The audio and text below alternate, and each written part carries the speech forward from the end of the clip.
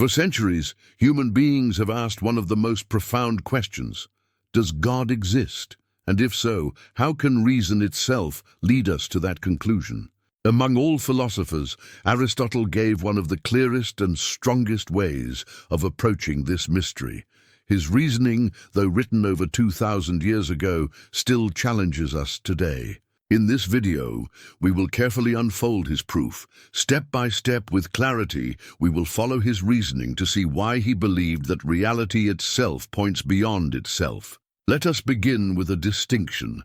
Many people argue for God by looking backwards in time: parents, grandparents, ancestors, generations before us. The reasoning goes like this: the chain cannot go back forever, so there must be a beginning, a first cause at the start of time. But Aristotle does not rely on that. Even if the world had no beginning in time, he asks a deeper question: what sustains existence here and now? Imagine a coffee cup resting on a table. The table supports it, yet the table itself rests on the floor, and the floor rests on the earth beneath. Each level depends on what lies beneath it, here and now. If the table were removed, the cup would fall. This is a vertical chain of causes. Unlike ancestry, which is a horizontal chain stretching through time, this vertical chain cannot go on forever, because each level exists only through the one beneath it. If there were no ultimate foundation holding everything, nothing could stand at all. So there must be a first cause that sustains the entire chain in the present moment. But what is this first cause like? To answer, Aristotle introduces a key idea: the difference between potential and actual. Take a match. Before it is struck, it has the potential to create a flame. The flame does not yet exist. It only becomes actual when the match is lit. Every change in reality follows this same pattern. First, there is a potential for change, then something actual that brings it about. A seed has the potential to be a tree, but rain, soil, and sunlight actualize that potential. The potential alone is never enough. Here lies the critical insight. Potentials do not exist on their own. They require something actual to bring them into being. And if that actualizer itself has only potential, then it too requires something else to bring it into being. We cannot explain change by appealing to potentials alone. There must be something already actual to bring a potential into reality. This leads Aristotle to a powerful conclusion. At the base of all change, all becoming, and all causation, there must exist something that is purely actual. Without such a reality, nothing would move, nothing would change, nothing would exist here and now. A chain of potential causes cannot explain itself. Think of a row of gears. Each turns because the one before it turns. If we never arrive at a gear that moves by itself, none of the gears would move. It is absurd to say that an infinite series of gears could move themselves. They require a first mover, one that moves without being moved. So too with reality. Behind every chain of causes, behind every act of becoming, reason requires a first actualizer. This first mover, Aristotle explains, cannot itself depend on anything else. It must be pure actuality, with no potential waiting to be fulfilled. If it had potential, then something else would have to actualize it, and we would not yet have reached the true foundation. So Aristotle concludes, there must exist a first unmoved mover, a being fully actual, from which all else receives existence and motion. This is not speculation, but the logical conclusion of observing the world around us. Every change, every act of becoming, points to pure actuality at the foundation. And now, having seen why such a first cause must exist, Aristotle begins to explore what qualities such a being must have. But before we go further, let us pause and reflect. Already, reason has brought us beyond the visible world to the invisible foundation that sustains it. This is the heart of Aristotle's argument. The world does not explain itself. It requires something beyond, something purely actual. And this, he insists, is the first unmoved mover, the foundation of all reality. Aristotle names this first foundation the unmoved mover. In Latin, it would later be called actus purus, pure act. Why pure act? Because if it contained any potential at all, something else would have to actualize it, and then it would not be first. So this unmoved mover must be fully actual, with no unrealized potential. From it, every chain of causes receives its power to exist. Now let us consider what must logically follow from this. Aristotle is not imagining qualities at random. He is drawing conclusions step by step. First, the unmoved mover must be one. If there were two, they would differ in some way, and difference implies potential. Second, it must be changeless. Change is the movement from potential to actual, but the unmoved mover has no potential. Third, it must be eternal. If it could come into being or pass away, that would itself be a change, which is impossible for pure act. Fourth, it must be immaterial. Matter always carries potential, but the unmoved mover has none, so it cannot be material. Fifth, it must be perfect. Imperfection means a lack, but pure act lacks nothing. It is complete actuality. Sixth, it must be good. For Aristotle, evil is not a substance but a privation, a missing of what should be. Pure actuality cannot lack, so it is wholly good. Seventh, it must be powerful. To be the first cause of all chains of motion and change is to be the ultimate source of all power. Eighth, it must be rational. Whatever is in an effect must in some way be in the cause, but it cannot exist materially in the unmoved mover. Therefore, it must exist intellectually. The unmoved mover knows the forms, the principles, and the essences of things. Finally, it must be all-knowing. Since all realities derive from it, and since their forms exist in its intellect, nothing lies outside its knowledge. Step by step, reason has revealed a being that is one, changeless, eternal, immaterial, perfect, good, powerful, rational, and all-knowing. This is not poetry. This is not blind faith. This is the conclusion of philosophy, flowing directly from Aristotle's reasoning. So does God exist? For Aristotle, the answer is yes, not as a being among beings, but as the very ground of being itself. At this point, we may pause. Already we have seen that reason, by itself, is capable of rising to the reality of the unmoved mover. Over 2,000 years ago, without telescopes, without microscopes, without computers, Aristotle looked at nature and arrived at this truth. Motion, change, potential, and act all led him to affirm the necessary existence of pure actuality. And this conclusion remains as strong today as ever. Think again of the cup on the table on the ground on the earth. All of them depend on something more fundamental. Think of fire consuming wood, water flowing in rivers, stars moving across the heavens. Each requires a source, a sustaining foundation. Reason will not allow us to stop with the things themselves. It demands that we move beyond them, toward the unmoved mover. And so Aristotle takes us further, showing that the unmoved mover is not only the explanation of motion, but also the explanation of order and intelligibility. For if all things come from this pure actuality, then in some way all things are contained within its knowledge. Thus the unmoved mover is not distant or irrelevant. It is the very reason there is stability in nature and order in the cosmos.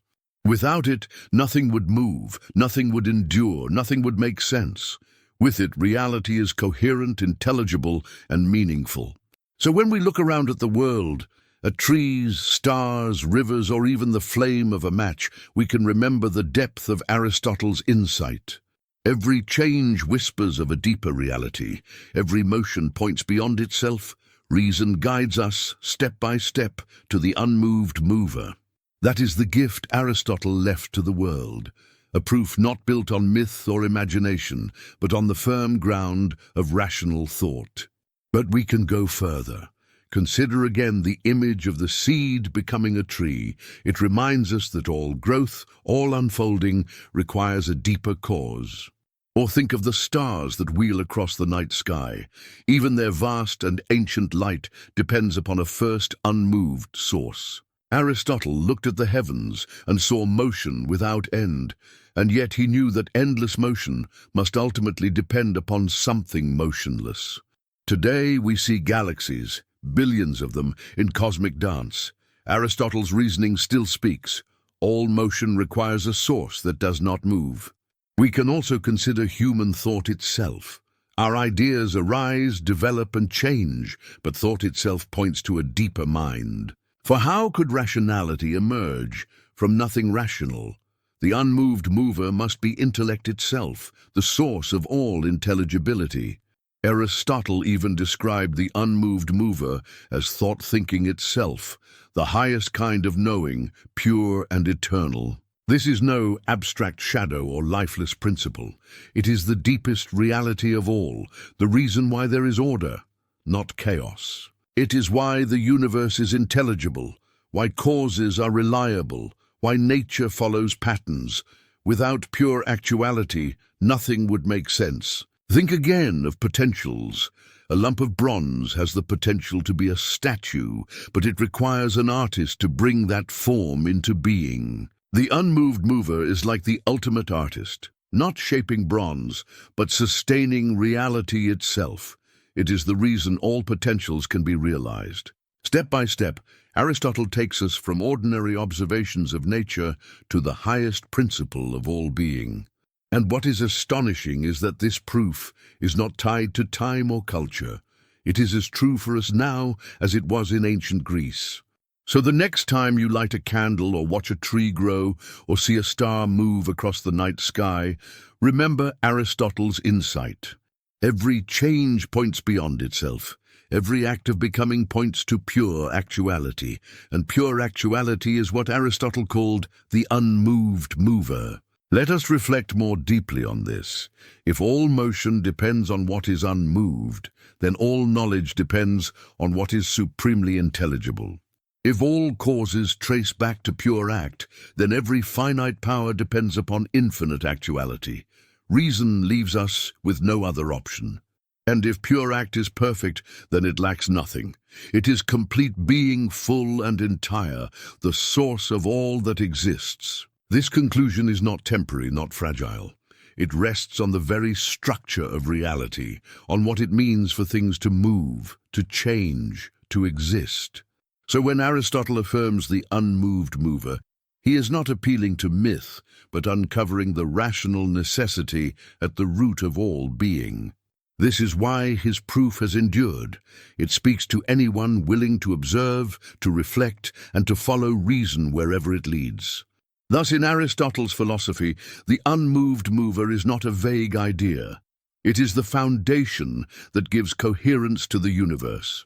Without it, we face contradiction, potentials with no actualizers, chains with no foundation, motion with no mover. But with it, reality makes sense. There is order, intelligibility, and stability because pure actuality sustains it. So Aristotle's reasoning does not merely point to an abstract principle, it points to the very ground of truth itself. And here, at the threshold of this discovery, we are ready to consider what this truth means for our own search for wisdom. Let us reflect on what this means for the human search for truth. We are beings of curiosity, always asking why things are the way they are. Aristotle's reasoning shows us that this search is not endless chaos. There is an answer, a foundation that makes inquiry possible. When you see water flowing in a river, know that its motion requires an explanation beyond itself. When you see fire consuming wood, remember that its power is not self-contained. Every part of reality, from the smallest stone to the largest galaxy, is dependent. None explains itself. And yet dependence cannot be all there is. If everything depended on something else, nothing could stand. Thus there must be one reality that is not dependent but necessary, not potential but purely actual. This reality sustains all else. It gives the universe coherence. It is the unmoved mover, the pure act. The more we understand science, the more we see the order of the cosmos, but order itself requires a principle beyond what is ordered. Laws of nature do not explain themselves. They too call for an ultimate explanation grounded in pure actuality. Thus, Aristotle's proof is not a relic of the past. It is a timeless path of reason, leading from the world to its ultimate ground. When we grasp this, we see that philosophy is not just abstract debate. It is a journey toward the deepest truth. And so we return to the question, does God exist? Aristotle's reasoning leads us to affirm yes. Yes, not as a myth, not as a story, not as wishful thinking, but as the necessary conclusion of rational thought. The unmoved mover, the pure act, is not distant from reality. It is the very reason reality exists. It is what makes possible every flame, every river, every star, every thought. It is the source of all actuality. 2,000 years later, his proof still inspires because it speaks to reason itself, which is the same in every age. Pause and let the weight of this conclusion sink in. There must be pure actuality. There must be the unmoved mover. This truth does not depend on opinion, culture, or fashion. It is grounded in the logic of being itself. So when you walk outside and see the world in motion, remember Aristotle's insight. Motion points to what is motionless. When you see change, remember, change points to what does not change. When you see imperfection, remember, imperfection points to perfection. And when you see the finite, remember, finitude points to what is infinite. This is the wisdom of the unmoved mover. Aristotle gave us a way to see beyond appearances, a way to follow reason to its ultimate conclusion. His conclusion was clear. There must exist something, one, eternal, immaterial, perfect, and all-knowing, the source of all being. This is what he called the unmoved mover. This is what reason itself tells us must exist. So let us honor the clarity of his thought, the courage of his reason, and the beauty of his insight.